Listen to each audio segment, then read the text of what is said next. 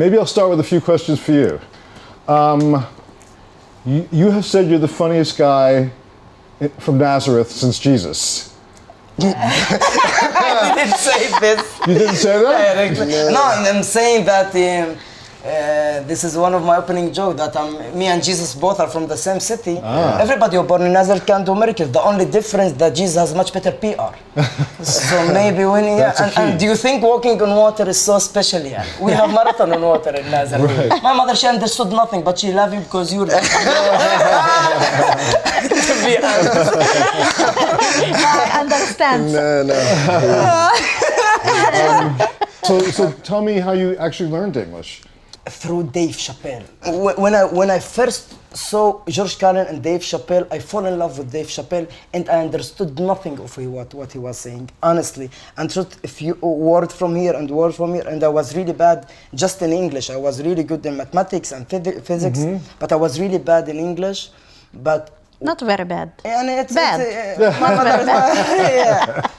But it was insane for me that I really studied English through stand-up. So tell me, how are the crowds here in this area? When you perform stand-up, are the crowds good? Are they... They're all good, but they're different. They're different. There's people that are really conservative. Yes. That I know that a lot of punchline that I cannot make it here. And you know, when I go to a stage and see that there's conservative people, I know exactly then what I should do. Yes. And you know what, man? I'm really trying to respect not the authorities. Right. Respect the people. Yes. Because I know of people coming and they're really conservative, man. I cannot, man. If they say, no, forget that's what I believe. I'm liberal and that. No, man. I need to respect them because what I want to get respect back. Right. Let's talk about censorship for a minute. Let's talk about Palestinian censorship. Let's talk about Israeli censorship, and let's talk about self-censorship. The Palestinian censorship, yeah, we have, man. We have, to be honest.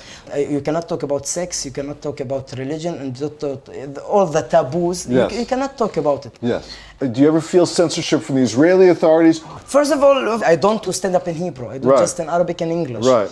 So I didn't thinking about the Israeli censorship. But I know if I will do stand up in Hebrew, of course I'm gonna have censorship. So even when you talk socially, and even if you would talk personally, it's politics. Yes. It's politics. Our whole just being a Palestinian comedian is a political act. What made you decide that you wanted to remain here in Palestine to do the stand-up? A lot of Palestinian, there are other Palestinian comedians, but they found their fame and fortune by leaving here. It's really important for me to put the Palestinian stand-up comedy on the planet, on the map. And I suggested to my friend that he opened the new theater. I said, okay, let's do a workshop. And it was very emotional for me that in the same day that we have a workshop with Adi Khalifa, 20 people came. Wow. And I don't even want to be a little bit crazy, but my dream that in 10 years or 15 years, when I'll be 40, I say, oh, this superstar, I worked with him, because then each one of the comedians can tell the story of his village and his conditions and where he living. And you know, only you can do that. Only you can enable people to talk about things like that here. You started these workshops and you tapped into something. People had a need. You gave them an outlet to express themselves. Exactly. And that is really super important. And that's even bigger than your career in a way. That's it. That's much more bigger than my career. Wherever I will reach it, okay? Wherever I will be in 10 years as a stand-up comedian. My problem is like this, Larry. Yes. That there is NGOs, honestly, I thought about it a week ago. There is NGOs that protecting houses of water and electricity and stuff. But there's no NGOs of protecting dreams, man. Yes. There's a lot of dreams that they were demolished with the houses. Even me, I'm now 30 years old, and when I'm thinking about it, a lot of other guys, man, they gave up on their dreams. Yeah.